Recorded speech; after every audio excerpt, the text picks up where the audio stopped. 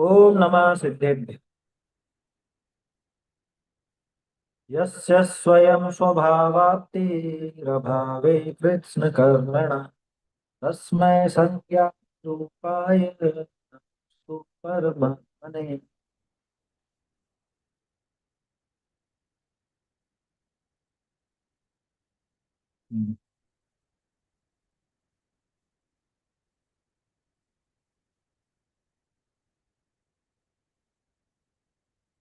दुरर्जेनासुरक्षेण नश्वरेण धनादिना स्वस्थं मन्यो जनः कोऽपि ज्वरवानिव सर्पिषा विपत्तिमात्मनो मूढ परेषामिव नेक्षते दह्यमान् मृगाकीर्ण वनान्तर्तरुस्तवत् आयुर्वृद्धिक्षयोत्कर्ष हेतुं कालस्य निर्गमम् वाञ्छितां धनिनामीष्टं जीवितात् सुतरां धनम् त्यागाय श्रेयसे वित्तमवित्तसञ्चिनोति यः स्वशरीरं सपङ्केन स्नास्यामीति विलिम्पति आरम्भे तापकान् प्राप्तावतृप्तिप्रतिपादकान् अन्ते सुदुस्त्यजान् कामान् कामं कः सेवते सुधी भवन्ति प्राप्य यत्सङ्गमशुचीनिशुचीन्यपि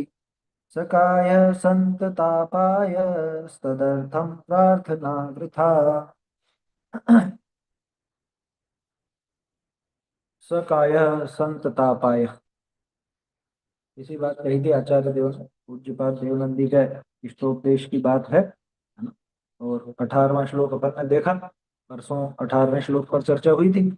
ये जो शरीर है, ये तो संतत अपाय, निरंतर ही बाधक कारणों से युक्त, निरंतर ही तरह तरह की प्रतिकूलताओं से युक्त है। इसके लिए किसी भी प्रकार की प्रार्थना वृथा है। प्रार्थना का मतलब कोई भी इच्छा, न किसी प्रकार की भी इच्छा करना इसके लिए कि भाई इससे हमको कुछ विषय भोगों की प्राप्ति हो या विषय भोग इसके लिए मिले, भोगने को हमको ये सब सामग्री प्राप्त हो, ऐसी प्रार्थना करना व्यर्थ है। माने कहने का अर्थ यह है कि शरीर के लिए कुछ भी चाहना ये व्यर्थ है। क्यों? क्योंकि ये शरीर तो सतत अपाय है, निरंतर ही अपाय सहित है। आप इसके लिए कुछ चाहोगे भी सही, कुछ इसका सुधार भी करना चाहोगे तो भी ये होने वाला नहीं, क्योंकि निरंतर एक के बाद एक। आखिरी शब्द देखा था अपन ने टीका में, परा परा परा पर अपाय उपनिपात संभवात। दूसरे दूसरे निरंतर वो अपाय, अपायों का उपनिपात होता रहेगा, निरंतर दूसरे दूसरे अपाय आते रहते हैं। इसलिए इस शरीर के लिए कुछ चाहना, कुछ मांगना, ये बिल्कुल व्यर्थ है। पहली बात तो कुछ आप मांगोगे और कुछ मिल भी जाएगा तो भी ये शरीर उन सबको अपवित्र कर देने वाला है ना। स्वयं अपवित्र है, दूसरों को भी, उनको भी अपवित्र कर देता है। और वैसे ही ये जो वस्तुएं हैं, इसके लिए मांगना, तो शरीर तो कभी भी अपायों से रहित होने वाला नहीं। आप कुछ भी जुटा लो, दुनिया भर की सब सुख सुविधाएं जिनको आप कहते हो वो जुटा लो, सारी सामग्री इसके लिए जुटा लो, लेकिन उसके बावजूद वो अपाय तो निरंतर उपस्थित होते ही रहते, निरंतर ही अपायों सहित है ये शरीर। इसलिए ज्यादा इसके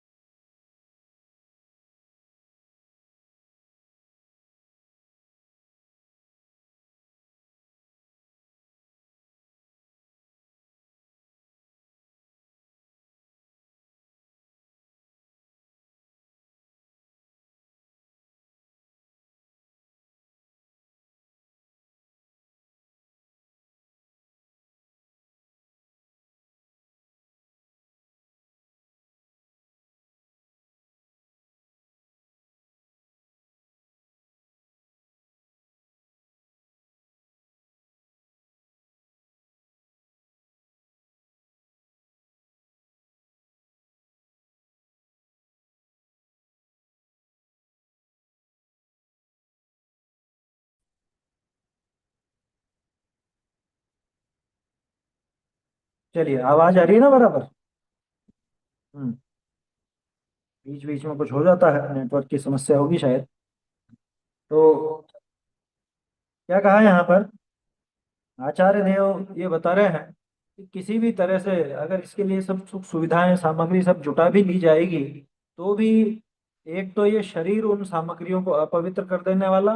दूसरी बात, इस शरीर के पीछे कितना भी पागल बन लो, कितना भी इसका उपाय कर लो, ये तो संतत अपाय है, यानी कि निरंतर इसमें तरह तरह के अपाय मिलते ही जाते हैं, और अपाय जुड़ते ही जाते हैं। है समझ? इसलिए ज्यादा पीछे नहीं पड़ना, ज्यादा पागल नहीं बनना इस शरीर के लिए।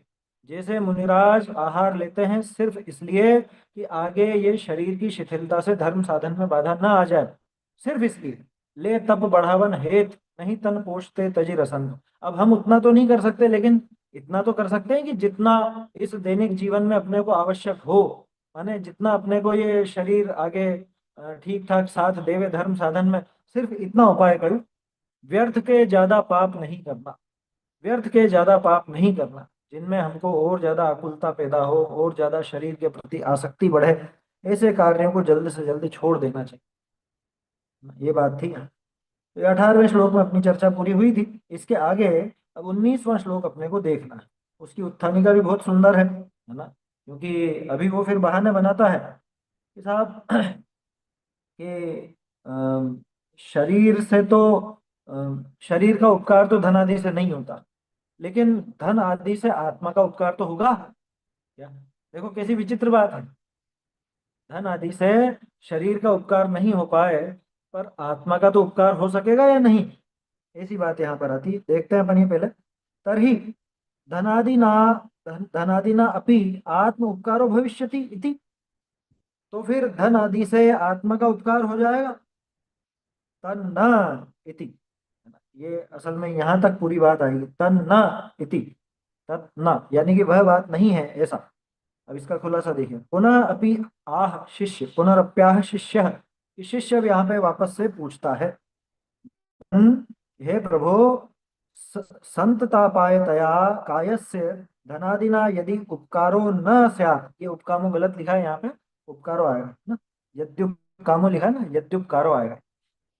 यदि उपकारो न स्यात् तर्हि धनादिना अपि न केवलम अंशनादि तपश्चरणेन इत्यपि शब्दः शब्दार्थ आत्मनो जीवस्य अपकारो अनुग्रहो भविष्यति।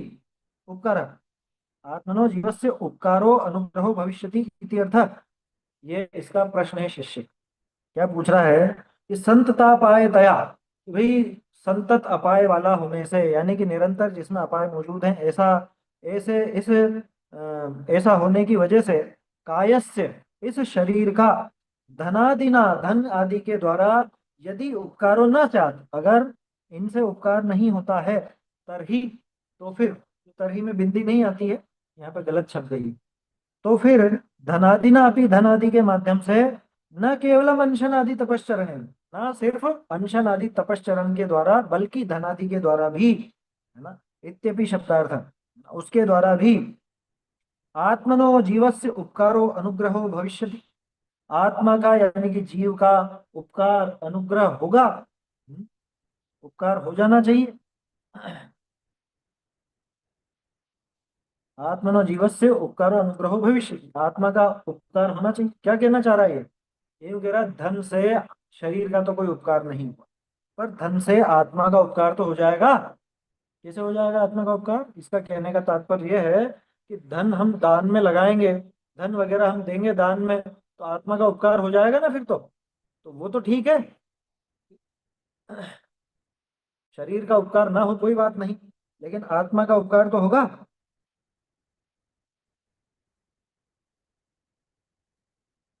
चलिए सुनिएगा ध्यान से। हम्म, आवाज आ रही है ना बराबर? हाँ।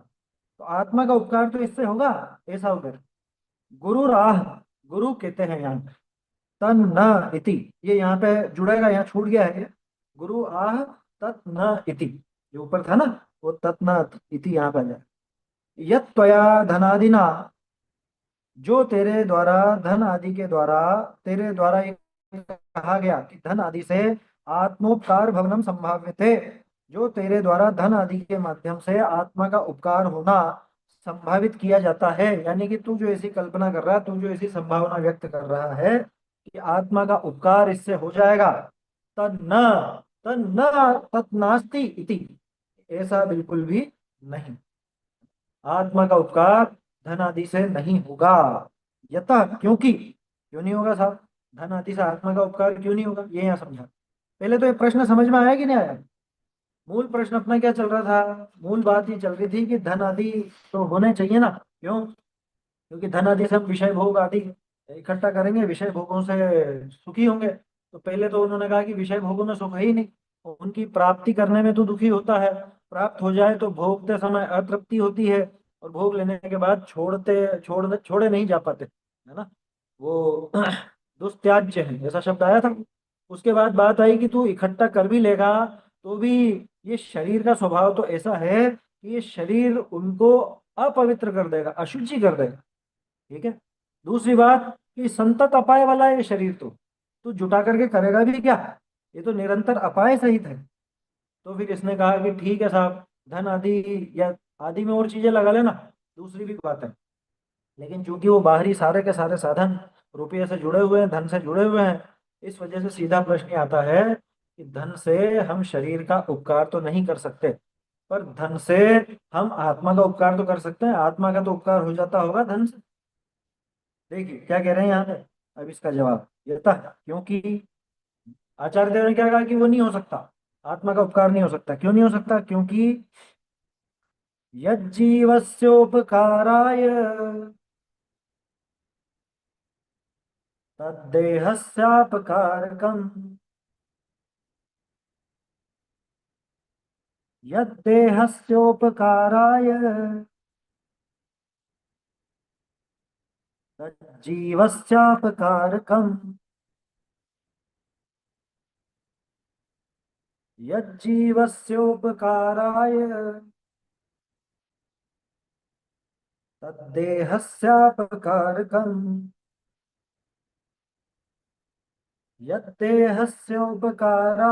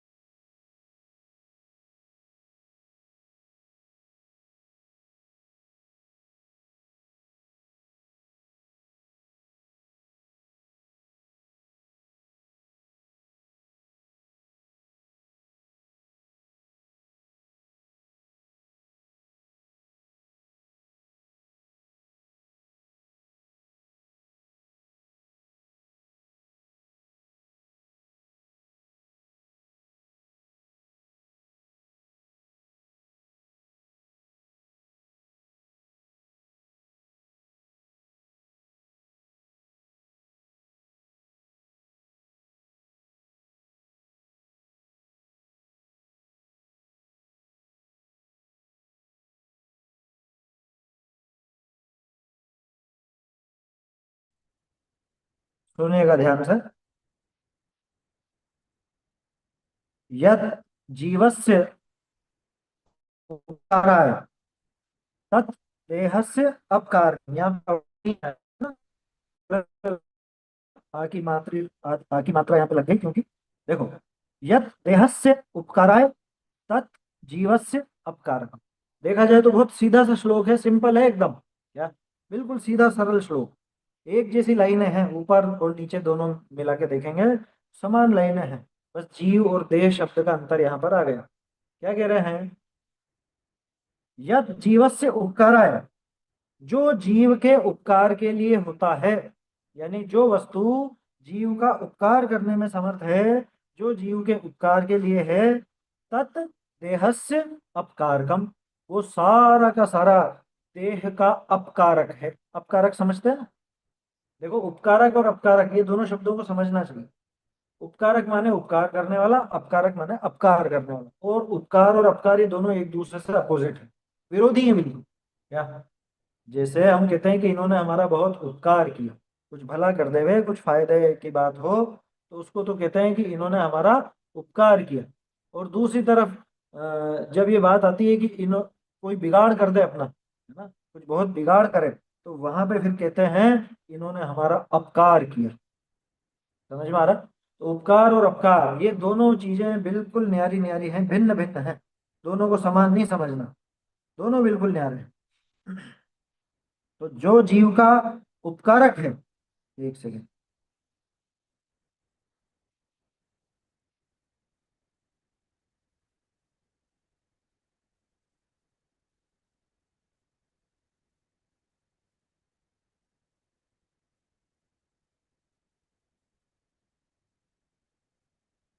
जो जीव का उपकारक है वो असल में देह का अपकारक होगा, ये कहना चाह रहे हैं पहली लाइन में।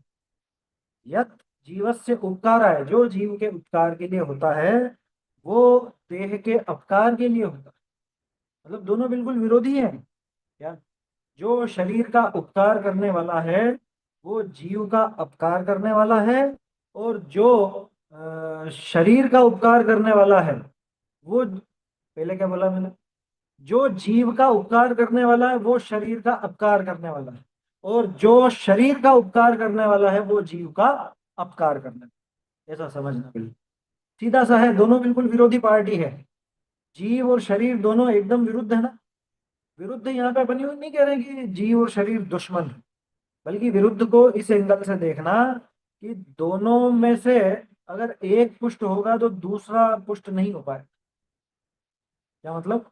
कि शरीर हृष्ट पुष्ट हो तो जीव हृष्ट पुष्ट नहीं होगा, ऐसा ऐसा नहीं कह रहे हैं। बल्कि बात ये चल रही है कि अगर शरीर का उपकार करने के साधन जुटाएंगे तो उसमें निश्चित रूप से आत्मा का अपकार होने वाला है। शरीर पुष्ट रह सकता है अपने आप, ये कोई बड़ी बात नहीं है। पुण्य के उदय से शरीर पुष्ट रहे उसकी कोई समस्या नहीं, लेकिन शरीर के पोषण के जो साधन अगर मैं खुद जुटाऊं, भाई दो तरीके हैं। एक तो पिछले पुण्य के उदय से अपने आप शरीर हृष्ट पुष्ट है, सही साथ बना हुआ है, कोई दिक्कत नहीं है। दूसरी तरफ मैं बहुत विकल्प करूं शरीर के पीछे, तो मेरे जो विकल्प शरीर के पोषण के साधन हैं, या जो मैं साधनों को उन साधनों को जुटाने के लिए समझ लीजिए पगलाता हूँ, पागलपन करता हूँ, वो सारा का सारा मेरा विकल्पात्मक पागलपन वो आत्मा के लिए घातक है। वो आत्महितकारी नहीं, वो आत्मघाती परिणाम है। जितने परिणाम शरीर को अच्छा रखने में, शरीर के समझ लो संचालन में उपयोगी नजर आते हैं, वो सारे के सारे परिणाम आत्मा के अनुपकारी नजर आते हैं। ये आप देख सकते हो, कैसे भी लगा के देख सकते हो। जैसे उदाहरण के लिए लोग क्या कहते हैं, अधिकांश लोगों की दृष्टि क्या रहती है, भैया हमको नहीं देखना चाहिए भक्ष्य है कि अभक्ष्य है, हमें तो ये देखना चाहिए कि इससे हमारे शरीर को पोषण कैसा मिल रहा है। अधिकांश लोग इसी तरह की बात करते हैं।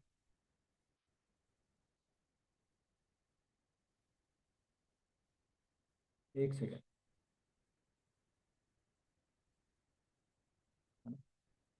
देखा होगा आपने, कई बार इस तरह की बात देखी होगी, वो कहते हैं कि नहीं नहीं हमको उससे कोई मतलब नहीं है कि ये वेज है कि नॉन वेज है कि वीगन है कि वीगन नहीं है, हमें कोई लेना देना नहीं। अरे हम नहीं सोचते भक्ष भक्ष, हम तो सोचते हैं शरीर का पोषण होना चाहिए, है ना। और शरीर को पोषण अगर नॉन वेज से भी मिलेगा तो हम तो नॉन वेज का भी सेवन।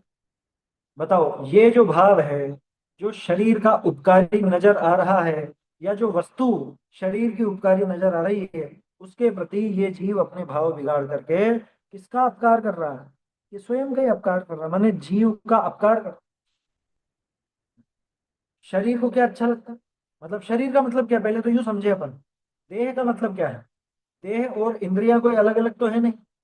जो इंद्रियों को सुहावे, जो इंद्रियों को अच्छे लगे, उन पदार्थों को अपन उन इंद्रियों का उपकारी कहते हैं। यही होता है ना। इंद्रियों के उपकारी कौन है? इंद्रियों के जो विषय हैं वो इंद्रियों के उपकारी हैं। अब ये बताओ कि जब उन विषय भोगों को भोगने की इसकी रुचि बढ़ेगी, विषय भोगों को ये ज्यादा भोगना चाहेगा, उसमें जीव का घात है या नहीं, उसमें अपने आत्मा का नुकसान है या नहीं। पांच इंद्रिय के जो भी विषय भोग हैं उनमें जितनी आसक्ति बढ़ती जाती है, उतनी ही आत्मा के प्रति उदासीनता इसकी बढ़ती जाती है। आत्मा के प्रति इसको कुछ रुचि रहती नहीं। दूसरी तरफ आत्मा का ही बिगाड़ करता है उन राग द्वेष मोह के परिणामों से। पांच इंद्रियों के जो विषय हैं, उन पंचेंद्रिय के विषय में लगकर ये जीव मोह राग द्वेष पनपाता है ना, मोह राग द्वेष ही तो बढ़ते हैं ना इसके। और वो मोह राग द्वेष बढ़ते हैं, उससे आत्मा का अहित, आत्मा के लिए वो हितकारी नहीं है बिल्कुल भी। इसलिए कहा है यहाँ पर कि जो जीव का उपकार करने वाले हैं वो देह का अपकार करने वाले, और जो देह का उपकार करने वाले हैं वो जीव का अपकार करने, सीधा सा। पहले तो अपन ये देखें कि शरीर के लिए कौन कौन से हितकारी हैं, कौन कौन से पदार्थ हितकारी हैं। तो पांच इंद्रिय के जो भी विषय हैं, जैसे भक्ष्य भक्ष की अपन ने बात कर ली, है ना। अच्छा, अभी कपड़ों के संबंध में अपन देखते हैं, यार ये कपड़ा शरीर पे अच्छा लगे, ये कपड़ा शरीर की रक्षा भी अच्छे से करेगा, और स्पर्श में भी बढ़िया है, तो स्पर्शन का विषय अपन ने मान लो कपड़ा वगैरह लिया। अब उसमें रंग बिरंगापन होना चाहिए, डिजाइन होनी चाहिए, तो उसके लिए अपन तरह तरह के राग, तरह तरह के विकल्प किया करते हैं।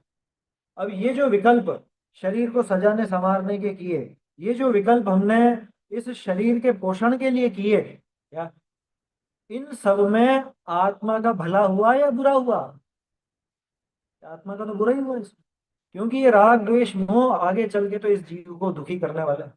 सोचो, जो लोग शरीर को पुष्ट रखना चाहते हैं, शरीर का पोषण निरंतर चाहते हैं, उसके लिए भक्ष भक्ष का भी विचार नहीं करते, दूसरे जीवों का घात करते हैं, ऐसा अनाचार करने वाले, बहुत हिंसा करने वाले जीवों की आगे सुगति होगी या दुर्गति होगी? ये तो अपन सब समझते हैं ना। कौन जाएगा खोटी गति में, कौन जाएगा नीची गति में, किसका जन्म हो? कि जो यहाँ पे जरा भी उसका ध्यान नहीं रखता, जो सिर्फ शरीर के पोषण में लगा हुआ है, ऐसा जीव दुर्गति का पात्र होता है ना। वही जीव होता है दुर्गति का पात्र। तो बोलो आत्मा का बुरा हुआ कि नहीं इसमें? और दूसरी बात, जो शरीर का पोषण करना भी चाहता है, शरीर को समझ लीजिए शरीर का साधन करना चाहता है, शरीर का उपकार करना चाहता है, पर क्या शरीर का उपकार रह सकता है हमेशा? अभी पिछले श्लोक में क्या पढ़ा अपन ने? संतता पाया, ये शरीर तो संतत अपाय वाला है, निरंतर अपायों सहित है, तो इसका उपकार कर करके क्या कर लोगे ये बताओ? आखिरकार तो इसको मिट्टी में मिलना ही मिलना, आखिरकार तो इसका नाश होना ही है। तो ये जो संतत अपाय शरीर है, इसको आगे पुष्ट करने का साधन अगर कोई जुटाता है, तो वास्तव में वो आत्मा के प्रति विपरीत कार्य करता है, आत्मा का अपकार करता है। कपड़े का उदाहरण लिया अपन ने, भोजन का उदाहरण लिया, और भी चीजें लगाओ। शरीर माने इंद्रियां, इंद्रियों के पोषण के लिए अथवा इंद्रियों के जो भी विषय भोग, इंद्रियों को अच्छा लगता है, क्या अच्छा लगता है कि अरे ठंडी ठंडी हवा बढ़िया लगती है, गरम गरम पानी अच्छा लगता है अभी सर्दी के मौसम में, तो ऐसी वस्तुओं का साधन करेंगे। ऐसी वस्तुओं का साधन करने में ये जीव हिंसा करता है ना। और वो हिंसा करके ऐसे कर्म बांधता है जो आगे चल के इसी को दुख देता है, इसको मतलब जीव को। शरीर तो यहीं रह जाएगा, लेकिन ये इस शरीर को छोड़ के अगला शरीर धारण करेगा, अगली गति में जाएगा, और वहां पर दुखी भी। समझ में आती है बात? तो आगे दुख किसको भोगना पड़ा? कि वो आत्मा को भोगना पड़ा। ये गजब की बात है कि शरीर का पोषण किया गया, उसके चक्कर में दुखी इस आत्मा को होना पड़ेगा। शरीर के उपकार के चक्कर में ये आत्मा का अपकार इस तरह से करता है। भोजन आदि सामग्री की बात हो गई, ये भी बात हो गई इंद्रियों की। मुझे तो ये देखना अच्छा लगता है, क्या ये फिल्में देखना अच्छा लगता है, या गाने सुनना अच्छा लगता है, घूमना फिरना अच्छा लगता है, ये सब शरीर के उपकारक है ना। हालांकि इसमें शरीर का क्या उपकार हुआ वो भी एक डिबेट का विषय है, लेकिन इनको कहा जाएगा भाई पांच इंद्रिय के विषय है ना, तो शरीर के उपकारक है। तो इन सारे शरीर का उपकार करने वाले पदार्थों से आत्मा का क्या उपकार हुआ? आत्मा का तो अपकार ही हो रहा है इसमें। चलो और देखते हैं, शरीर से संबंधित, शरीर से संबंधित व्यवहार निभाने में किसका उपकार और किसका अपकार होता है? सोचो। उसमें तो शरीर का भी उपकार नहीं होता कुछ भी। जैसे व्यवहार निभाना, तो व्यवहार निभाना समझता है? व्यवहार निभाने का क्या मतलब? आपके घर में शादी ब्याह हो या कोई मरण मौत हो, दो तीन प्रसंग ज्यादा होते हैं क्या? एक तो जन्म, एक मरण, एक परण, शादी ब्याह भी होता है, मौत भी होती है, बच्चे बच्ची भी होते हैं, या कोई नया वो क्या बोलते हैं मकान वगैरह बनाया हो, ये चार पांच चीजें हैं जिसमें लोग व्यवहार निभाना कहते हैं, व्यवहार निभाना समझते हैं। इस व्यवहार निभाने से शरीर तक का उपकार नहीं होता, आत्मा का तो महा अपकार हो जाता है। हाँ, मुख्य इच्छा ही है, तो इच्छा ही तो है। ये शरीर संबंधी जो साधन जुटाता है वो इच्छावशी तो जुटाता है।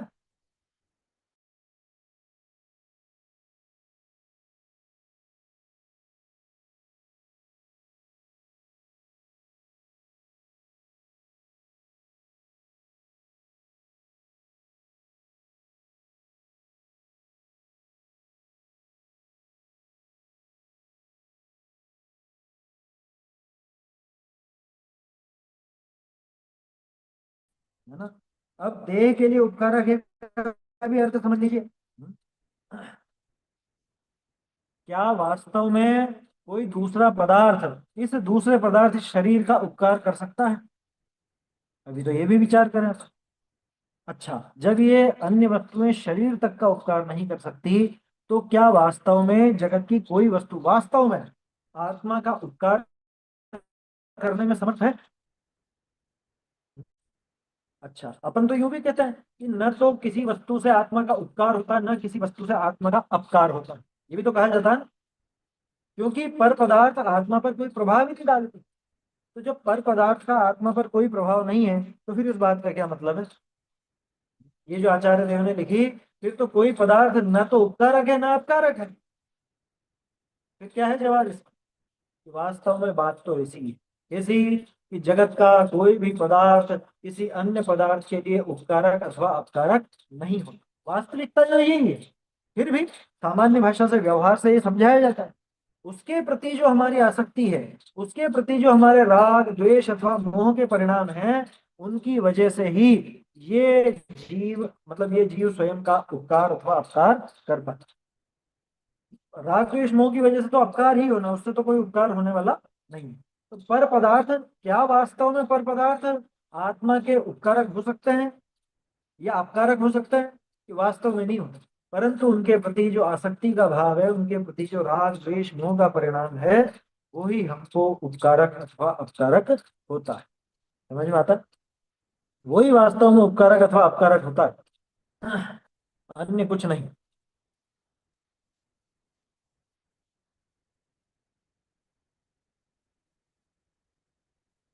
सुनिएगा ध्यान से, कुछ समस्या है कुछ। तो क्या कहते हैं कि शरीर का जो उपकार करने वाले हैं, है ना, जिनसे भी शरीर का उपकार होता है या जिनसे भी शरीर का उपकार समझता है, वास्तव में वो शरीर का उपकार करने वाले है नहीं। फिर भी लौकिक दृष्टि से अगर कह भी दिया जाए कि हाँ ये शरीर के उपकारी हैं, तो शरीर का भले उपकार हो जाता हो, लेकिन उनके चक्कर में ये जीव राग द्वेष मोह करके स्वयं का अपकार किया करता, स्वयं को ही दुख देता है, खुद को ही दुख पहुंचाता है। कैसे? अभी देखे ना, दो तीन उदाहरण तो देख ही लिया अपन ने, और लगाओ। शरीर का उपकार करने के चक्कर में हमने ये सारे विषय साधन जुटा लिए। जितने भी विषय भोग हैं, पांच इंद्रियों के जो भी विषय भोग हैं, जो भी अपने साधन है, ये सब जुटा लिए। मुझे ये बताओ, इनमें से कौन सा साधन है जो आपको मोक्ष तक लेकर जाए? इनमें से कौन सा साधन है जो आगे, मोक्ष की बात छोड़ो, आगे स्वर्ग भी दिला सके? ये बताओ। सारे तो पाप के साधन जुटाए ना, सारे तो पाप के साधन जुटाए कि नहीं? इनके बिना क्या हमको अच्छा नहीं लगता? हमको ये सारी चीजें तो चाहिए, घर गृहस्थी पूरी बसानी तो पड़ती है, ये सारी सुख सुविधाएं घर पर तो चाहिए। ऐसा जो भाव है, ये भाव वास्तव में आत्मा का बुरा करना। वो वस्तु बुरा नहीं कर रही है क्या? आपके घर में जो भी साधन है, मान लो मकान में गाड़ी है, या समझ लीजिए आपके फ्रिज है, कूलर है, एसी है, टीवी है, और चीजें हैं, आपके रसोई के जो भी साधन है वो है।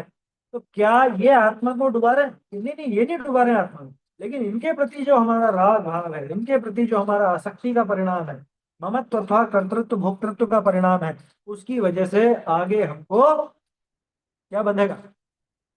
इनसे पुण्य तो बंधना बंधना नहीं, एक भी साधन ऐसा नहीं जो पुण्य बांध देगा। इनकी वजह से आगे हमको पाप ही बंधता है। और उस पाप के उदय में, या तो इसी भव में अगर उदय आ जाए, तो वो शरीर का भी अपकार होता है, और इस भव में नहीं भी आए तो अगले भव में जब उदय आएगा कर्मों का, तब वापस से इस शरीर का, शरीर का क्या, वहां पे तो ये जीव दुखी हो गए इससे। और जो शरीर मिला है, वो शरीर भी कष्ट पाएगा, मतलब वो शरीर भी समस्या पाएगा। जिस शरीर के लिए आपने ये उपाय रचा है, जिस शरीर का आपने ये उपाय किया था, आगे चल के तो वो शरीर भी वहां पे दुखी हो जाने वाला है। खैर, शरीर दुखी दुखी होता नहीं, ये तो एक कहने की बात है कि शरीर दुखी होगा। वास्तव में शरीर दुखी नहीं होता, उस शरीर में वो आत्मा ही दुख पाता है। वो शरीर पुष्ट नहीं हो पाएगा, ये कहना चाहिए अपने। आगामी शरीर जो भी मिलेगा, हाँ, आगामी शरीर जो भी हमको प्राप्त होगा, वो शरीर भी बराबर पुष्ट नहीं होगा। ऐसा यहाँ समझना। ठीक है ना? चलिए, तो क्या कहा गया? यद जीवस्य उपकाराय। अब यहाँ पे उल्टा देखो, यहाँ शरीर की तो बात कर ली अपन ने। देखिए, शरीर की तो बात कर ली कि जो शरीर के साधन है, सुख सुविधाएं जो जुटाते हैं, वो आत्मा का अपकार करना। अब दूसरी तरफ से देखें कि जीव का उपकार करने वाला शरीर का अपकारक कैसे है। पहला पक्ष समझ में आया। पहला पक्ष तो ये था कि जो देह का उपकारक है वो जीव का अपकारक है, ये तो समझ में आ गया। लेकिन जो जीव को उपकारक है वो शरीर के अपकारक कैसे होंगे? वो ऐसे होंगे कि जीव का उपकार, जैसे मान लो अपन तप की बात करें, तप से इच्छा का निरोध और तप से निर्जरा होती है, ये अपन जानते हैं। और तप का एक भेद बताया, जैसे कि अनशन। ये बताओ, अनशन शरीर के पोषण का साधन है या शरीर को और क्षीण करने का साधन है? या रस परित्याग? शरीर को, इंद्रियों को सारे रस चाहिए, और रस परित्याग में तो रस छूटते हैं। अनशन से, रस परित्याग से, गुणोदर से, वृत्ति परिसंख्यान से, इनसे, इनके माध्यम से जीव इच्छा का निरोध करके स्वयं का उपकार करता है। लेकिन ये सारी चीजें शरीर को क्षीण करने वाली हैं या नहीं? ये शरीर को क्षीण करने वाली तो है। तो इसलिए ये सिद्ध होता है कि जो जीव का उपकारक है वो वास्तव में शरीर का अपकारक है। दूसरा, एक और बात बताता हूँ। जैसे कि स्वाध्याय, चलो स्वाध्याय शरीर का अपकार करती है या नहीं? ये स्वाध्याय शरीर का अपकार कैसे करती है? आप स्वाध्याय करते हो, स्वाध्याय में आप बैठे हो, सुन रहे हो, ध्यान से उपयोग लगा रहे हो, तो यहाँ जीव का तो उपकार हुआ, है ना? जीव का तो उपकार कैसे हो कि हमको जीव समझ में आया, कैसा होता है जीव, कैसे हम हमारे सुख के लिए उपाय करें, ये सारी बात समझ में आई। लेकिन इसमें शरीर का नुकसान क्या हो रहा है? शरीर का नुकसान थोड़ा होता है। कैसा होता है? एक तो एक ही, 1 घंटा ऐसे बैठे रहना किसको पसंद है? सामान्य तौर पे नहीं बैठोगे आप, हाथ पैर दुखने लगे कि नहीं? डॉक्टर आपसे कहता है कि कल से आप आलती पालती मार के नहीं बैठो, हैं? आप नीचे नहीं बैठोगे। इस क्या हो गया साहब कि आज तक आप बैठते आए, इस वजह से आपके घुटनों में या आपके एड़ी में या आपके पंजों में ये तकलीफ आ गई, रीढ़ की हड्डी में तकलीफ आ गई, आप ऐसे बैठे रहते हो इसलिए अब आपको बैठना नहीं। ये देह का अपकार हुआ है नहीं? मैं नहीं कह रहा हूँ हर एक के ऐसा होगा, लेकिन अपकार हुआ ना। अब मैं तो इसको एक दूसरे लेवल पर देख रहा हूँ। कैसा? कि जो जो भी धार्मिक क्रिया आप करोगे या धर्म का सही आश्रय लोगे, जिसमें सम्यक दर्शन ज्ञान चारित्र की बात आती है, तो इससे आगे चल के मोक्ष मिलेगा या नहीं मिलेगा? मिलेगा। आगे चल के हम मोक्ष में जाएंगे। तो ये बताओ, शरीर का तो नाश हो रहा है ना? बात समझ में आई? तो ये देह का अपकारी हुआ कि नहीं हुआ? भाई सीधा सा है। जो देह को बढ़ाने वाली चीजें हैं वो देह की उपकारी हैं। जो देह को आगे चल के घटा देवे, समाप्त करने तक ले जावे, वो देह की अपकारी। तो सम्यक दर्शन, सम्यक ज्ञान, सम्यक चारित्र, मोक्ष मार्ग, स्वाध्याय, चिंतवन, ध्यान, भेद विज्ञान, ये सारी चीजें शरीर से छूटने के उपाय हैं। इस वजह से ये शरीर के अपकारक हैं। इनसे जीव का उपकार होता है और इनसे शरीर का अपकार। यार साहब, कोई ऐसी चीज बताओ ना जिसमें शरीर का भी अच्छा हो और जीव का भी अच्छा हो। ये ऐसा हो ही नहीं सकता, क्योंकि दो बिल्कुल जुदा जाति के पदार्थ हैं। क्या? आत्मा वो जीव द्रव्य है, शरीर ये पुद्गल है ना? और जितना जितना शरीर के प्रति आसक्ति या शरीर के प्रति राग द्वेष बढ़ता है, उतना उतना तो जीव का बुरा होता जाता, निरंतर इसका बुरा। इसलिए आचार्य देव ने कहा, यद जीवस्य उपकाराय, जो जीव के उपकार के लिए है, तद देहस्य अपकार, वो देह का अपकार करने वाला, और जो देह के उपकार के लिए है वो जीव का अपकार करना। मतलब उन्होंने तो एक सीधा निर्देश दे दिया, वो कुछ भी नहीं कह रहे आपसे कि आप क्या करो और क्या नहीं करो, आप क्या जोड़ो और क्या छोड़ो। वो नहीं कह रहे, उन्होंने तो सीधा सीधा बता दिया कि भैया अगर तुमको देह आगे बढ़ानी है, अगर तुमको देह के प्रति विशेष आसक्ति है, तो आगे तो जीव का बुरा होने वाला है। दूसरी बात, आज अगर तुम्हें जीव का भला करना, आत्मा का भला करना, स्वयं का भला करना चाहते हो, स्वयं सुखी होना चाहते हो, तो शरीर का तो अपकार हो गई। दोनों हाथों में लड्डू लेकर के नहीं चल सकते। वो तराजू होता है ना, तराजू का, पहले वाले तराजू बोल रहा हूँ, आजकल वो इलेक्ट्रॉनिक कांटे आ गए, उनकी बात नहीं कर रहा हूँ। उनमें एक पलड़ा ऊपर होता है तो एक नीचे होता ही होता है ना? एक ऊंचा और एक नीचा रहेगा ही ना। तो अगर जीव का उपकार करना चाहते हो तो शरीर के उपकार पर ध्यान देना छोड़ना ही पड़ेगा। कम तो करना ही पड़ेगा। क्योंकि आप ये काम नहीं कर सकते कि हम शरीर पर भी बराबर ध्यान दे लेवे, यानी शरीर भी बराबर हमारा चलता जाए अच्छे से, और जीव का भी भला होता है। हाँ, ये हो सकता है पिछला जो पुण्य का उदय है उसके अनुसार शरीर को कोई ऐसी तकलीफ ना हो, हृष्ट पुष्ट स्वस्थ बना रहे, वो कोई दिक्कत वाली बात नहीं है। लेकिन अगर चला करके हम शरीर के पीछे पड़ रहे हैं, चला करके हम शरीर का उपकार करने की या उसको बढ़ावा देने की सोचते हैं, तो ये तो जीव के अपकार करने वाली सोच है। इससे तो जीव का बुरा ही होने वाला। अच्छा, अभी एक और क्या बात देखिए अपन ने कि जीव का जिन जिन से अपकार होगा उनका उनसे शरीर का उपकार है, और जिनसे शरीर का अपकार होगा उनसे जीव का उपकार है। ठीक है ना। तो अब आप ये सोच लो कि हम जीव हैं या हम शरीर हैं, हमें किसका उपकार करना है। अगर हम आत्मा का उपकार करना चाहते हैं, आत्मा का यानी स्वयं का भला करना चाहते हैं, तो शरीर के प्रति उपकार बुद्धि छोड़नी ही पड़ेगी। शरीर के लिए जो उपकारक पदार्थ हैं, उन उपकारक पदार्थों से भी राग द्वेष मोह तो छोड़ना ही पड़ेगा। यार, सारा राग द्वेष वहां छूटना चाहिए। पूरा नहीं छोड़ सकते तो घटाना तो चाहिए ही चाहिए, है ना। राग द्वेष मोह का संपूर्ण अभाव नहीं कर पाए अभी अपन, लेकिन वो घटेंगे या नहीं घटेंगे। और घटेंगे तभी जब भेद विज्ञान होगा। देखो शाम को प्रतिज्ञा वाला प्रकरण चला था ना, उसमें भी मूल बात क्या थी। पहले तो तत्व ज्ञानी हो, क्या लिखा था थोड़ा मिलिए।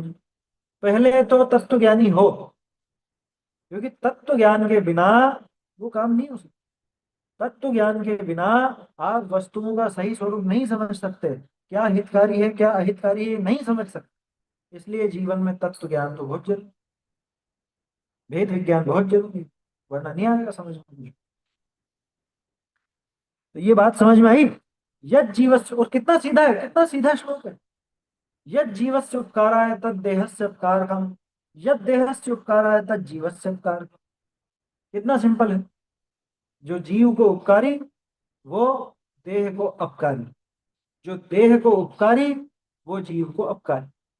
अब आप निर्णय कर लो कि आपको किसका उपकार चाहिए, आप किसकी बढ़ोतरी चाहते हो। अगर आप आगामी काल में भी शरीर बढ़ाना चाहते हो, बढ़ाने का मतलब मोटा तगड़ा करना नहीं, बढ़ाना चाहते हो मतलब कि आगे भी हमको शरीर मिलता रहे, निरंतर शरीर मिलता रहे, तो लगे रहो शरीर की सेवा में। और अगर ये चाहते हो कि आगे शरीर का भी अभाव होकर मैं पूर्ण सुखी हो जाऊं, अपने आत्म स्वरूप में मग्न हो जाऊं, अनंत सुख का भोग करूं, तो फिर शरीर की सेवा छोड़ करके जीव राजा की सेवा करो।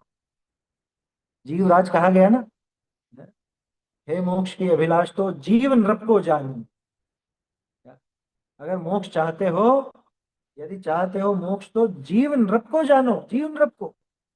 सबसे पहले तू तो जीव नृप को जान। और ये हिंदी करने वालों ने नहीं लिखा कि तुम जीव नृप को जानो, संस्कृत में लिखा। और संस्कृत में भी क्यों, प्राकृत में कई जगह आपको मिलेगा जीव राया, जीव राया, जीव राजा, ऐसा प्राकृत में मिलता।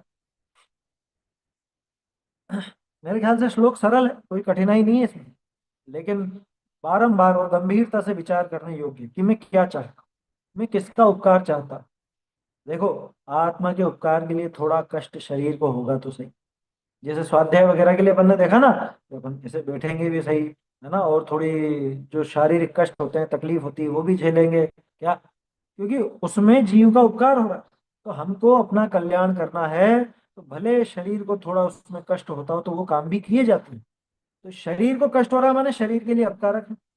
अब वो चाहे आपकी पूजा हो, भक्ति हो, स्वाध्याय हो, दान वगैरह ही क्यों ना हो, कुछ भी हो। अरे आत्म ध्यान में मुनिराज बैठते हैं और घंटों तक, दिनों तक, महीनों तक ऐसे बैठे रहते हैं। इधर आत्मा तो प्रबल होता जाता है, आत्म बल तो बढ़ता जाता है, और शारीरिक बल क्षीण होता जाता है। हड्डियां दिखने लग गई, पूरा मांस खून सब सूखता जा रहा है, धीरे धीरे धीरे शरीर को कष्ट बढ़ता जा रहा है, लेकिन उनको परवाह नहीं। आत्मबल तो तेज होता जा रहा है ना, उनको जरा सी भी परवाह नहीं होती है। इसी से सिद्ध हो रहा है ना कि भाई जो जीव का उपकार करने बैठोगे तो शरीर का अपकार तो होगा ही होगा। कम या ज्यादा पर होगा जरूर। और यहाँ फाइनल आउटपुट जो है, यानी कि आखिर में जो फल मिलने वाला वो देखना चाहिए। वो क्या है कि भाई मोक्ष। मोक्ष में तो शरीर का अभाव होना ही होना है। तो जो जीव का उपकार करने वाला, वो शरीर का अपकार करने वाला होगा ही। जितनी भी चीजें जगत में शरीर के पोषण की अथवा शरीर के लिए उपकारक कही जाती हैं, वो सारी वस्तुएं, जैसे और उदाहरण ले लें अपन ने, जैसे सामान्य रूप से भोजन की और इसकी बात की, जो सजने संवरने के साधन है, जैसे वो 2-4 दिन पहले वो बालों पर चर्चा चली ना, अब वो बहुत हिंसक हिंसक साधन लगावे, या क्रीम पाउडर लोशन वगैरह जो कुछ भी आते हैं, जो भी ये सौंदर्य प्रसाधन, बहुत हिंसक सामग्री। अब उससे शरीर का तो पोषण हो रहा है, शरीर के लिए तो उपकारक नजर आ रहा है वो, लेकिन उनसे आत्मा कितना मलिन हुआ। हाँ, दवाई वगैरह भी ले लेते, दवाई में भी भक्ष भक्ष का अगर विचार नहीं करें, जैसे अपनी आदत तो क्या है, कोई भी दवा तो अपन टटोल के देखते हैं क्या क्या है इसमें, और ये किससे निकलता है, कैसे बनता है। एक समझदार व्यक्ति तो यही करेगा, और फिर उसमें इसको दिखाएगा कि नहीं, ये वस्तु तो भैया मांसाहार से आ रही है, या ये वस्तु किसी जीव को मार करके आ रही है, तो हमको इसका सेवन नहीं करना। वो नहीं करता, तो उसके शरीर का तो अपकार हुआ, लेकिन उसने वो जो आसक्ति छोड़ी, वो जो राग द्वेष मोह छोड़ा, उसके अंदर इसका उपकार हुआ, जीव का। दूसरी तरफ जो जरा भी विचार नहीं करता, अरे नहीं दवा के नाम पे सब चलता, दवा के नाम पे तो लाल निशान वाले सिरप भी पी लेगा जिनमें खून मांस वगैरह का प्रयोग, या वो इसी दवाइयां खा लेगा। अब वहां पे शरीर का उपकार तत्काल में तो दिख रहा है, भले तत्काल में तो दिख रहा है, लेकिन आत्मा का तो बड़ा भारी उपकार नहीं हुआ क्या? कैसे हुआ ये समझाना पड़ेगा क्या? मेरे ख्याल से आप सब समझदार हो कि आत्मा का अपकार इसमें कैसे हुआ, कि कैसे वो हिंसक वस्तुओं की स्वीकृति से भी इसके राग द्वेष, शरीर के प्रति आसक्ति, इसमें ही अहम बुद्धि शरीर में ही है, ये इसकी बढ़ती गई, और इस वजह से आत्मा आगे जाकर और दुखी होने वाला, वर्तमान में भी दुखी हुई। ठीक है ना? तो आत्मा का तो बुरा इसने कर ही लिया। अब रही बात, क्या शरीर का भला तो हो गया कम से कम उससे? शरीर का भला भी नहीं हो रहा उससे। क्यों? क्योंकि उसका भला तो एकदम स्वस्थ रहने से है ना। और सिर्फ इसी शरीर की बात क्यों करो, अगला जो मिलेगा उस शरीर की क्या दुर्दशा होने वाली। यहाँ पे ली गई सारी की सारी हिंसक दवाइयां इसके आगामी मिलने वाले शरीर को बिगाड़ती है। कैसी विचित्र बात है, कैसी विचित्र बात है कि आगे इसको ऐसा सारा शरीर मिलने वाला है जिसमें ये सारी परेशानियां होंगी। समझ में आ रही है? और रही बात इस भव की, तो इस भव में भी जो ये शरीर है, ये भी हमेशा निरापद नहीं रह पाता। जैसे जैसे दवाइयां लेते जाते हैं, वैसे वैसे आगे इन दवाओं का और ज्यादा साधन करना पड़ता है। आदत पड़ जाती है ना, जैसे होता है ना, किसी किसी की आदत है, वो हर बात में, छोटी छोटी बात में भी दवाई ले लेता हो, कुछ भी ऐसा औषधि का साधन करता हो, तो आगे जब उसको बड़ा रोग होता है तो फिर ये दवाइयां काम नहीं करती, उसको हाई डोज लगानी पड़ती। आया समझ? ये तो एक सामान्य सा उदाहरण था दवा का, क्योंकि अपन ने भोजन आदि का भी उदाहरण लिया, कपड़ों का लिया, और वस्तुओं का लिया, तो इधर भी लगा करके देखो, जिसमें शरीर का उपकार है, कुल मिला के शरीर को बढ़ाने का भाव है, वो आत्मा का अपकारक है, उसमें आत्मा की हीनता होती है, वहां जीव स्वयं दुखी होता है, दुख पाता है। दूसरी तरफ जिससे आत्मा का उपकार होता हो, जिससे आत्मा का भला होता हो, सुखी होता हो आत्मा, वो अमूमन ऐसी वस्तुएं अथवा ऐसे कार्य हैं जिसमें शरीर को कष्ट होता ही होता, शरीर तकलीफ पाता ही है अमूमन। ऐसा क्या, पिछले पुण्य का उदय हो तो शरीर कष्ट नहीं भी पाए, लेकिन इसकी भावना तो शरीर का अभाव करने की है ना, वही अपने आप में देह का अपकार होगी। ऐसा सरल है श्लोक, और गंभीरता से विचार कीजिएगा। आप विचार कीजिएगा दिन भर के अपने कौन कौन से काम होते हैं, दिन भर में अपन क्या क्या करते हैं, ये सारी चीजों का विचार कीजिएगा कि इसमें मेरे शरीर का फायदा है या आत्मा का फायदा है, किसका लाभ है। मुझे तो वो वस्तुएं वापरनी, मुझे तो वो कार्य करना जिससे कि आत्मा फायदे में रहे, ना कि शरीर का लाभ बढ़े। शरीर का लाभ पिछले पुण्य के अनुसार होता, ये भी एक बात समझने की है। इसको लगता है कि इससे मेरा शरीर सही रहेगा, जबकि वास्तविकता यह है कि पिछले पुण्य के उदय से वो शरीर ठीक रहता, अगर रहना हो तो। नहीं रहना हो तो ये सारे साधन जुटा भी ले तो भी शरीर ठीक नहीं रहता। जुटा ले, सब तरह की दवाइयां रख ले अपने पास, तो फिर भी निरंतर बीमार का बीमार। जैसा पिछला साता का उदय इसको स्वस्थ नहीं रहने दे रहा। क्या किया फिर उन वस्तुओं ने? हैं? उन वस्तुओं से क्या लाभ मिला इसको? कुछ भी लाभ नहीं हुआ वहां पर। ऐसा समझना चाहिए। ये है श्लोक, यद जीवस्य उपकाराय तद देहस्य अपकारकम, यद देहस्य उपकाराय तद जीवस्य अपकार। ठीक है, देखते हैं इसकी। श्लोक सीधा है ना, कोई कठिनाई उसके अंदर है नहीं। देखो, यत अंशनादि तपोनुष्ठानम जीवस्य पूर्व अपूर्व पाप क्षपण निवारणाभ्याम उपकाराय, या उपकाराय स्यात्। क्या कहा? यत जो अंशनादि तप का अनुष्ठान है। अभी कैसा है अंशनादि तप का अनुष्ठान, यानी अंशनादि तप करना कैसा है कि ये जो जीव का ऐसा अनुष्ठान है, ये कैसा है? पूर्व अपूर्व पाप क्षपण क्षपण निवारणाभ्याम। पूर्व अपूर्व पाप। पूर्व पाप और अपूर्व पाप क्या है? पूर्व पाप का मतलब है पहले बांधे हुए पाप का, और अपूर्व पाप का मतलब है आगे जो नया पाप आवे अथवा जो वर्तमान में पड़ा हुआ है वो। ठीक है। अब इन दोनों के लिए दो शब्द लिए। पूर्व पाप का तो क्षपण यानी कि क्षय, और अपूर्व पाप यानी जो अभी नहीं आया ऐसे पाप का निवारण, निवारणाभ्याम। ये द्विवचन का प्रयोग किया है ना। तो पूर्व पाप का क्षपण, अपूर्व पाप का निवारण के जो उपाय हैं कौन से? अनशन आदि तप का अनुष्ठान। अ, ये जीवस्य उपकाराय से, ये जीव के उपकार के लिए है। तत् देहस्य अपकारकम, वो देह के अपकारक हैं। क्यों? कि ग्लानि आदि निमित्तत्वात्, क्योंकि इनसे ग्लानि आदि होती। ग्लानि कैसे होती है? इनसे शरीर में ग्लानि पैदा हो जाती है कि हाँ, शरीर मुरझा जाता है ना भाई। उपवास आदि करने से मुंह सूख गया, गला सूख गया, होंठ सूख गए, मुंह से बदबू आने लगेगी। नहीं आती क्या? मुंह सूखता, सूखी सूखे मुंह से बदबू आने लग जाती है। नहाएगा भी नहीं तो शरीर गंदा तो होता ही है। अपने आप में ही मल पैदा करता है शरीर तो। क्या? भले आप कहीं पर भी गंदगी में नहीं जा रहे हो, इधर उधर धूल में और इस मिट्टी में नहीं जा रहे हो, फिर भी ये शरीर तो स्वयं वो गंदा होता है या नहीं? अपने आप गंदा होता है। तो ग्लानि पैदा होती है किनसे? शरीर में ग्लानि पैदा होती है उपवास आदि से। और उपवास आदि चूंकि पूर्व पाप के क्षय के कारण थे, आगामी पाप के निवारण के कारण थे। दूसरी तरफ ये शरीर की ग्लानि आदि के निमित्त होने से शरीर के अपकारक हैं। शरीर का उपकार तो होता है नहाने धोने से, खाने से, अच्छा खावे, है ना, स्वास्थ्यवर्धक खाए पिए तब जाके होता है। उपवास तो इनसे विरोधी। उपवास आदि लिखा है, ध्यान रखना।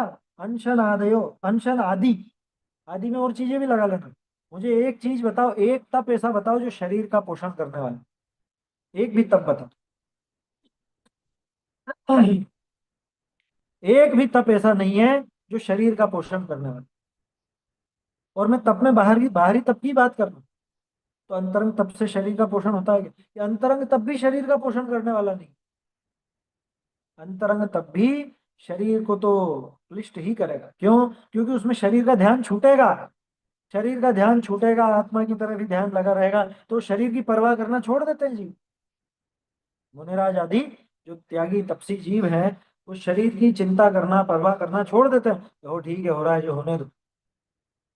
तो परीक्षा सहन करने से, बताओ, परीक्षा सहन कर रहे हैं, आत्मा का तो उपकार हो रहा है, शरीर का तो अपकार होता है। शरीर को तो कष्ट पहुंचता है उसमें। होता है ना कि अरे इतनी ठंड सहन कर रहे हैं, जरा भी साधन नहीं कर रहे हैं ठंड का, तो हाथ पैर की चमड़ी फट गई है ना, झुर्रियां पड़ गई है, जगह जगह निशान हो गए हैं। ऐसा हो जाता है। क्या हुआ ये अनशन आदि के तप का जो अनुष्ठान है, ये भले जीव के लिए उपकारक हो। क्यों? क्योंकि ये पूर्व पाप का क्षपण और आगामी पाप का निवारण करता है। लेकिन देह का तो ये अपकारक है। क्यों? क्योंकि ग्लानि आदि निमित्तत्वात्, ग्लानि आदि का निमित्त होने की वजह से। अब इसका उल्टा देखो, यद पुनः धनादिकम, और जो अब दूसरी बात करें, जो धनादिक है, देहस्य भोजन आदि उपयोगेन, देह के भोजन आदि उपयोग से शुद्धादि उपताप क्षयत्वात् उपकाराय, जो देह के उपकार के लिए हैं। क्यों? क्योंकि क्षुधादि उपताप क्षयत्वात्। क्या लिखा? भोजन आदि उपयोगेन क्षुधा आदि उपताप क्षयत्वात्। क्षुधा आदि जो उपताप है, ये बीच में डेश नहीं आएगा, ये गलत जुड़ा हुआ है। उपताप एक साथ है। देखो, ताप का है बुखार को, रोग को, और उपताप का है उपरोग को। तो भूख प्यास रोग जैसे नहीं लगते, लेकिन है तो रोग ही, छोटे रोग है ये। आया समझ? भूख प्यास आदि ये छोटे रोग है, इसलिए इनको नाम दिया उपताप। तो अ, जो धन आदि है, उनसे भोजन आदि की प्राप्ति होती, और भोजन आदि के उपयोग से क्षुधा आदि उपताप का क्षय होता है। तो ऐसे ये देह के उपकार के लिए है, शरीर के उपकार के लिए है। ठीक है ना? लेकिन ये स्याद के आगे देखिए, जीवस्य उपार्जन आदौ पाप जनकत्वेन। जीव के लिए कैसे है ये? उपार्जन आदि में, उपार्जन धन का उपार्जन करने में, व्यापार करने में, व्यापार आदि जो भी करता है, उसमें निश्चित रूप से पाप तो होता ही होता है ना? कौन सा व्यापार है जिसमें पाप नहीं बनता? बनता सब में, कम ज्यादा का अंतर जरूर होता है। इसीलिए अपन ज्यादा पाप वाले छोड़ के कम पाप वाले व्यापार आदि करते हैं। लेकिन मूल बात यह है कि ये धन आदि का जो उपार्जन है, इनके उपार्जन आदि में पाप जनकत्व होने से दुर्गति दुख निमित्तत्वात् अपकारकम स्यात्। या दुर्गति का दुख प्राप्त होता है, दुर्गति दुख निमित्तत्वात्। दुर्गति में दुखों का निमित्त बनता है कौन? ये जो धन उपार्जन आदि का भाव है, ये आगे की दुर्गति होती है, और उन दुर्गतियों में दुख का निमित्त होता है। इसलिए जीवस्य वो अपकारकम से, जीव के लिए तो ये अपकारक है। जीवस्य शब्द पहले डाल दिया था। समझ में आ रही है बात? भाई, जो देह के लिए भोजन आदि के उपाय से क्षुधादि रूप उपताप का नाश करने के कारण देह का उपकारक है, वो ही धन, चूंकि उसके कमाए जाने में बहुत हिंसा होती है, उसके कमाने में बहुत विकल्प होते हैं, और उन विकल्पों से जो पाप बनता है तो आगे दुर्गति में दुख का निमित्त होता है। उस निमित्त पने की वजह से वो जीव के लिए अपकारकम स्यात्, वो अपकारक होता है। अतो, स्यात् अतो लिखा ना, स्यात् तो स्यात् अतः, अतः जानी ही, इसलिए तू ऐसा जान। आचार्य देव उपदेश दे रहे हैं कि तू ऐसा जान, ऐसा जान, जीवस्य धनादिना न उपकार गंधो अपि अस्ति। ये लो, जीव के तो धन आदि के माध्यम से उपकार की गंध भी नहीं है। यानी रुपए पैसे में जीव का उपकार करने की गंध भी नहीं है। धर्म से तद उपकार, धर्म के ही उसका उपकारक बना होने के लिए। तो जीव का उपकारक है धर्म, इज इक्वल टू शरीर का अपकारक है धर्म। है ना? शरीर का अपकार होगा उस, जीव का अपकारक है, उल्टा चलता है। शरीर का उपकारक है धन। धन अधिक बहुत सारी सामग्री है ना? उन सब सामग्रियों में मुखिया धन है, क्योंकि उन्हीं से वो जुटाई जाती है, इसलिए धन का नाम लेना। तो शरीर का उपकार करने में प्रमुख है धन, तो वो जीव का अपकार करने में कारण है। ठीक है? ऐसा है। ठीक है, तो इतनी है। आगे जो पंक्तियां हैं, वो पंक्तियां अगली गाथा की, अगले श्लोक की उत्थानिका, तो उसको अपन बाद में देखेंगे। अभी अपन हिंदी से टीका पढ़ लेते हैं। देखो हिंदी में क्या लिखा है। सरल है श्लोक, श्लोक कठिन नहीं है बिल्कुल भी। ये हमको स्वीकार करना है, लेकिन कि भाई इससे जीव का भला क्या हुआ। हम जो बाहरी विषय भोगों के प्रति बहुत आसक्ति रखते हैं और उनको जुटाने के तरह तरह के उपाय करते हैं, यहाँ प्रश्न यही है कि इनसे हमारा भला क्या हुआ। ये विचार करना चाहिए, मेरे को हर वस्तु में करना चाहिए। इनसे मेरा भला क्या है, क्या इनसे मेरा भला कैसे हो सकता। और जिससे मेरा भला हो रहा है, वो शरीर का भला भले ही ना करे, लेकिन मुझे अपना भला करना है, मुझे तो खुद के भले पर ध्यान। देखिए हिंदी पढ़ता हूँ। जो अनशन आदि तप का अनुष्ठान जीव को पुराने तथा नए पापों के नाश करने में तथा दूर करने में कारणभूत होने से जीव को उपकारक है, वह तप आदि आचरण देह को ग्लानि आदि का कारण होने से अपकारक। कितना सिंपल, सीधा सा है। और जो धनादिक भोजन आदि के उपयोग द्वारा क्षुधादि पीड़ा को नाश करने का कारण होने से शरीर को उस धन के उपार्जन आदि में पाप उत्पन्न होता होने से, और वह पाप दुर्गति के दुख का कारण होने से जीव को अपकारक है। ये तो मेरे ख्याल से समझाने की जरूरत नहीं है ना कि धन के उपार्जन में पाप कैसे होता है। ये समझाना पड़ेगा स्वाध्यायी सभा को भी।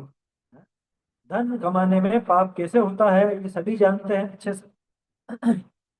कैसे ये जीव तरह तरह के खोटे कार्य करता है जिनमें बहुत सारी हिंसा होती है, अन्य जीवों का घात होता है। और घात ना भी हो तो राग द्वेष जबरदस्त होते हैं बहुत से कार्यों में। तो वहाँ राग आदि की अधिकता की वजह से ही वो नहीं करने लायक बताया। ये समझना चाहिए। चलिए क्या देख कह रहे हैं आगे।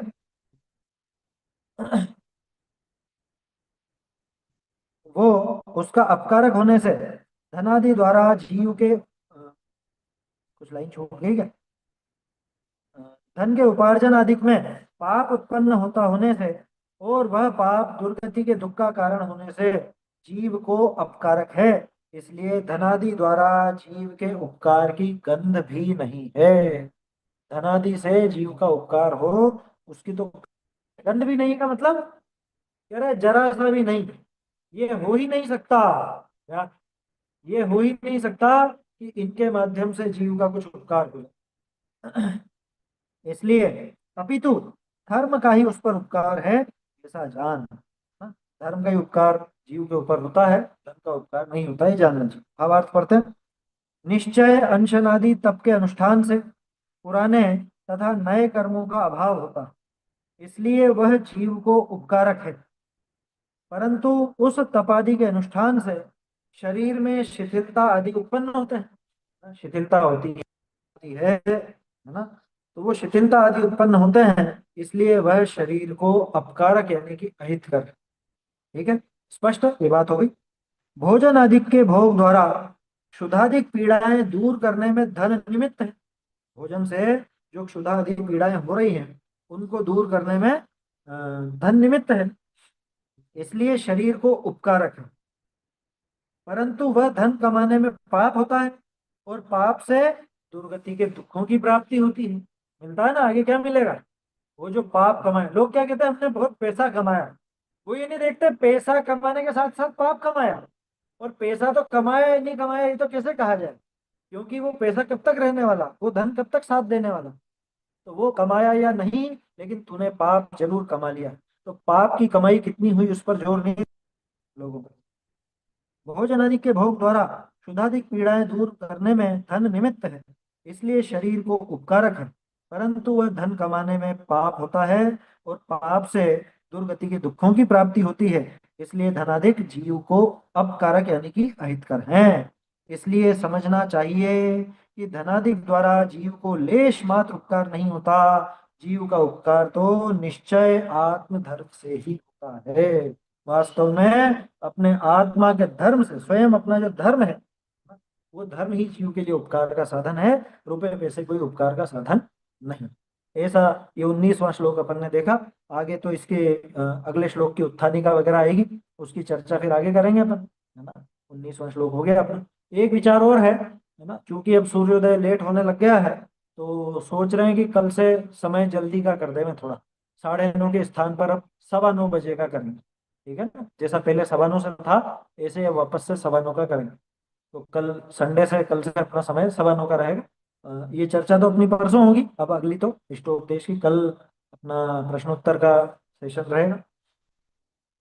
यज्जीवस्योपकाराय तद्देहस्यापकारकम्, यद्देहस्योपकाराय तज्जीवस्यापकारकम्, चैतन्य का स्मरण प्रतिक्षण ही करो रे, भव के अनंत दुख को क्षण में हरो रे, अक्षय अनंत निज सौख्य निधान पाओ, गाओ अरे नित इसी के गीत गाओ, निज निधि निज में बताई यह अनंत उपकार है, इसके लिए जिन वाणी माँ को शत बार वंदना, शत बार